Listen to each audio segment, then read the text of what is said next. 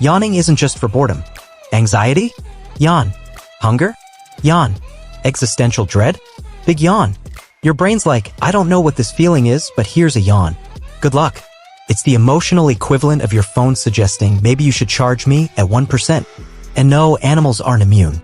Lions yawn to flex their teeth. Snakes yawn to realign their jaws after swallowing a goat. Penguins yawn to flirt. Yes, really?